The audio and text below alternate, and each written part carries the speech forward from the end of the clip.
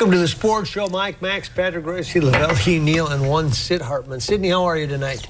I'm okay. Yeah, fighting a little cough there. Yeah. Yeah, I didn't know if we're going to get down the air here for a minute or not. Let's start with the Minnesota Twins. They kind of a typical road trip for them. They spike a couple times. They don't play well a couple of times. They are what we said they'd be. How are you going to figure them out? I can't figure them out. The one advantage I think they got, they played the toughest part of their schedule.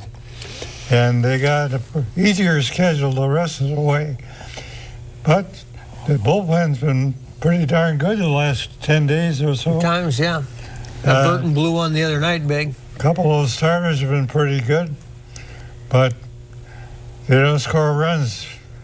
I think that's their biggest trouble. What was the stat, Lavelle, going into Domit's at bat when he won the game for him yesterday? 2 for 34 with runners in scoring position since they got beat the second game in Kansas City. They were like 0 for 12 in Kansas City and had another 1 for 13. Oh, and they've got some guys, Florimon and Carroll. I mean, just auspicious, inauspicious. Well, their leadoff spot is basically a big pothole. You know, when you start your lineup up with a pothole, it's kind of hard to get things going. Yeah. And when Parmelee and Dozier and Hicks are getting some hits at the bottom of the order, it looks a little functional, but they're going to be ebbing and flowing as the season goes along. To me, they just don't have a daily lineup that can sustain offense, you know, and I think they have a decent rotation, but a couple of those guys are going to get rocked every now and then. The bullpen's the best part of this team. Yeah, Patrick, when you look at these young players, Florimon, Hicks, we mentioned some of these names, who do you think has the best future? Give us 2 or 3 that you think could make it, or do you think there aren't any that will? I think Hicks will be serviceable as a center fielder. I think he'll,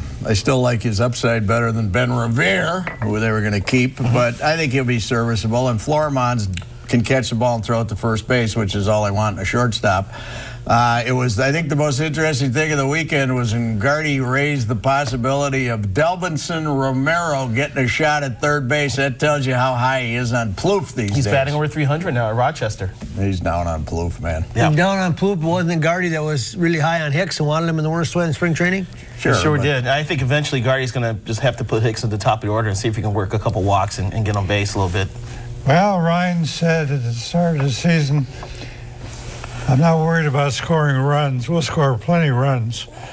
But that hasn't been the case. I mean, I don't know. That division ain't as good as they thought it was going to be, too. There's only one team over 500, and that's Detroit. Kansas City's terrible. The White Sox are terrible. Detroit's pretty consistent. Cleveland's kind of up and down. So, like you said, there's one team over 500, so the division's not that good either. Let's call it what it is. You know, the Twins are never going to say that. The Twins weren't going to say it, but we can say it. This was a developmental season. This was a season where they're going to have to take their lumps with the young guys and wait for Sano and these other guys to come around next year. Sano, Rosario, and Angel Morales were just promoted to New Britain today.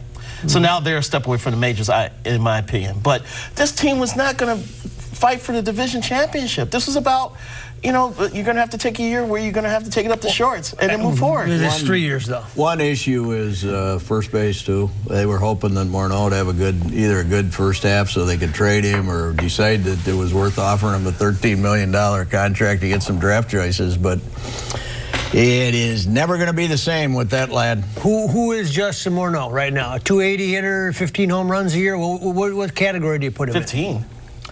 I put him in the category that you would be just as well off with Chris Parmelee playing first base. That's the category. Oh, boy, I wouldn't buy that. What do you think? Still got upside. Parmelee, you never can get a hit. You got 2 today against Jordan Zimmerman. They're the only 2 hits. Parmelee got off to a lousy start, but he's been okay the last month. And one thing Parmelee's done, he takes pitches, he works to count. So he puts himself, he just has to start doing damage when he gets pitches to hit. Morneau's hitting 300. I think he's a little bit below 300 now. Yeah. He's driving in some runs, but he's not showing the power. I don't know what the Twins are going to do at the trade deadline with Willingham and Morneau, because it's not like those guys are lighting it up and can get to fetch himself. You know, first of all, everybody wants pitchers at the trading deadline, not players, and they're not going to want those 2 guys. They're both here to the end of the year. Count on it. Yeah, I'm trying to think of what pitchers you'd want from the Twins. If they end up making trades, they'll probably end up getting some A-ball guy that they hope that has upside that hasn't really shown it yet. I don't. Twins are in a box here because they don't have anybody who. That'd be the kind of guy that would get moved. Jared Burton, they can move him. Yep. Yeah. Sydney, what do you think? I don't think they'll make any trades. I don't think they'll.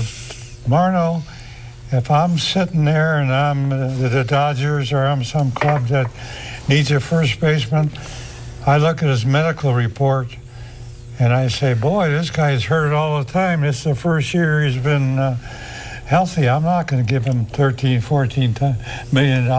Dodgers don't need anybody now that they got Yasiel Puig, baby. Have you seen Yasiel Puig? I saw him on a highlight. It's amazing, though.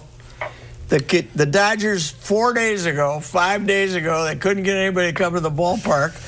Everybody was down on him. They bring up this Cuban kid. He hits 4 home runs his first 5 games. They're going nuts. The place is full. They're all screaming. They got Puig mania. Yasiel is the deal. The Dodgers have they been bad for Why baseball? just bring up the Dodgers as a team? Yeah. I know. I mean, I don't know who's going to give Morneau that big money with his background with all the injuries. Nobody is, Sid. That's not the issue. The issue is do you want to move him or not? And I don't think they can move him. Nobody, I mean, he's at his last big contract, that's for sure. Yep, and it was big enough that he didn't have to worry, nor do the next generation or the next generation or that after. No doubt. Sports Show, stay with us.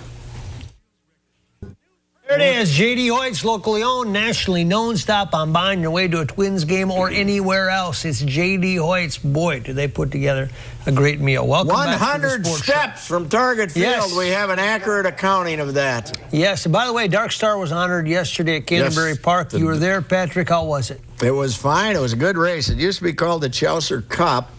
Many years It ago. went away for a while, and they brought it back now that they have a little more purse money as the Dark Star Cup. It was a good race. And, you know, nice field, 8 horses. A couple got scratched, and looked like the favorite was going to win, the speed, and then all of a sudden it got overtaken, and if Darky'd been there, he would have ripped up his ticket. He always bet the speed, but I got to present the little plaque to the winner, so that was nice. To what, to the jockey? Oh, they draw any people? Give it to the trainer. Ended up getting it. The woman who was going to accept it had to go calm down the horse. As I was holding it there, I said, how's this horse act? Yeah. She said, he's a little rambunctious. I said, okay, go take care of him. Yes. No, it was a good day. Nice crowd. They had a nice crowd. Yeah. You drawing good? They had a good crowd Saturday because it was Belmont Day, so yeah, it was good. Sydney, the steroid or whatever you want to call it, scandal in Major League Baseball, the names come out. Do you think the fans care a lot about this or not? No, I don't think they care one little bit about it. And I don't care that much either myself. I'm a pretty good fan. I don't think they're going to get anything on this guy. On which guy? I just think this His name is guy, Tony Bosch. This guy who has no real Credibility, is that what you're saying? credentials. And, pardon me, I don't think they're getting. Yeah, you take a sip. Patrick, what's your take on it? Well, it's not good for baseball because people love to beat. I don't quite get it. There's been 17 drug suspensions in the NFL since last September, none of which have been more than 4 games. Right. Nobody cares. Nobody cares. But baseball, they're going to give them 50 games. They should give them a whole season. It's I don't know why baseball is held to such a different standard, but you got to give Silly credit. Ryan Braun is his franchise's boy, and they're going after him hard, trying to get him because they were very upset when he walked away last time. So, Boy, they're convinced that he slipped out on a technicality, Lavelle. Yes. Well, you know, here's the thing that the league has to watch out for. Hopefully, learn their lesson with Bonds and Clemens when the defense was able to discredit some of the people that are going after those that they were trying to use as witnesses. So they know that they're going to go after Bosch. So that hopefully they know that they have their ducks in a row when they get in a court situation with Bosch and see if they can get things swung on their side this time. Shorter, they couldn't get Roger Clemens, and That's what I meant, Clemens. Yeah. and they had everything in the world to look like. They ruined him. They didn't get him, but they got him. They ruined just the saying, credibility of McNamara. Yeah. I don't think this guy's got any credentials, and I think I think Selig's putting on a little show about that thing too. If they can get records, if they can get access to records and show payments and transactions between Bosch and Major League Baseball players, then that's going to be a big Well, feather they're in their spending cap. millions going after him because they got a whole team of investigators down there. So we'll see. But Couldn't Alex Rodriguez almost appeal himself to his retirement, though? I mean, he whatever he's got left isn't a lot, probably. tell you what, the Yankees are rooting like hell. He gets caught, so they can stop paying him $27 million a year. A fraud. You know, he went on there with Peter Gammons and admitted, I dabbled in it once, I felt terrible. And now, you know, here we go again, connected with someone else like How that. about the Yankees losing the second baseman and Rodriguez in this deal? They're both involved. I don't Second think baseman, Cano's not in there. I don't think Cano's in it.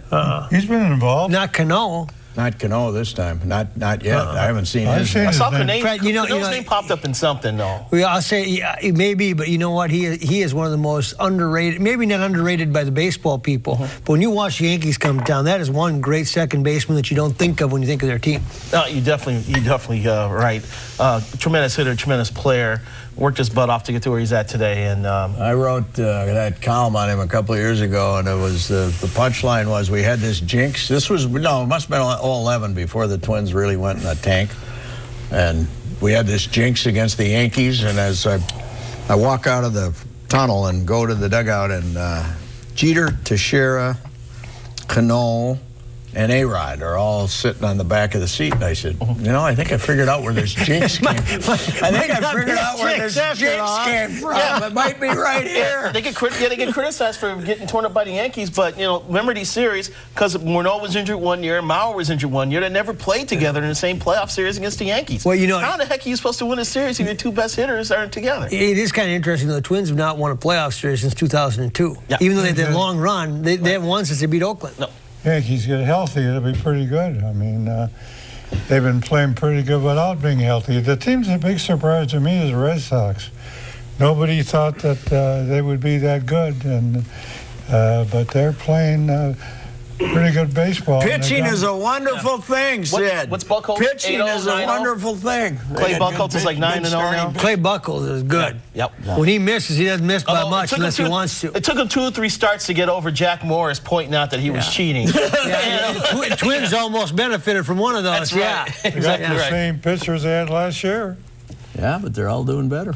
I think this manager is pretty good. He seems, he just impresses me standing in the dugout, Farrell. Oh, yeah, for Boston. I just think he seems to have control. Well, they hated the guy last year, Valentine. They all hated him. Not the lunatic they had last year. Farrell knows pitching. Lavelle, do you think they could have got Lester and Ellsbury for Santana at that time? God, no. No, they wouldn't have put both of those Okay. guys in the same deal. It would have been one or the other. Yeah, they put that Yeah. deal to rest, right? Yes. They didn't miss on that one. They never you would have got it. You know, I talked to Theo Epstein off the record on this one, and he said as long as the Yankees weren't more involved, they weren't going to get involved because John Henry didn't have to fork out $137 All right, one million. last quick question before we go to break. Is Theo Epstein a good general manager? Does he just get blank checkbooks? He hasn't won in Chicago. And No, he's trying to build from the ground up again with good draft picks and scouting and things like that. I think there's some talent there. You know, of course, he's kind of riding on his laurels as far as some of his draft picks he had with the Red Sox.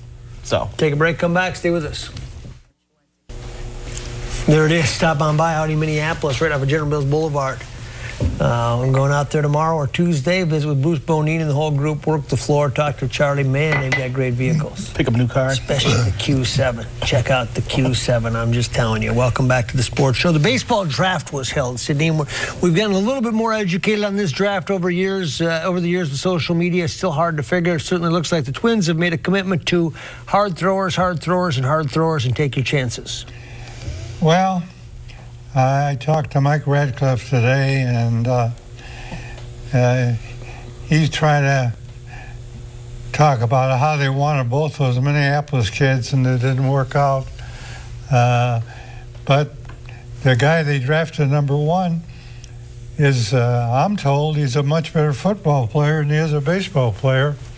And Mike Radcliffe said, the truth of the matter, the kid played a lot more football than he's ever played baseball, but they took a chance on him. So They watched every pitch he threw for 2 years. They Yep. were on him for a long time. He'll sign. And plus, the theory is that since he spent so much time focusing on football, because he's in Texas, crazy football state, now that he gets to immerse himself in baseball, maybe you'll see even more talent come out. That's a theory they use from time to time, and the answer is you better be right. You see the big Midwestern baseball story today, boys? Indiana Did they win? swept Florida State, became right. the first Big Ten team to go to the College World Series since Barry Larkin and Michigan in 1984. Is that right? 9 years. 2 draft picks, 2 twins draft Two picks. twins Three. picks. Yeah. 3 twins drafted. They got DeMuth, that third baseman, Right. he's good. And a 6'10" pitcher. But the starter wasn't very good today. The reliever finished the game. What? I remember when Indiana had a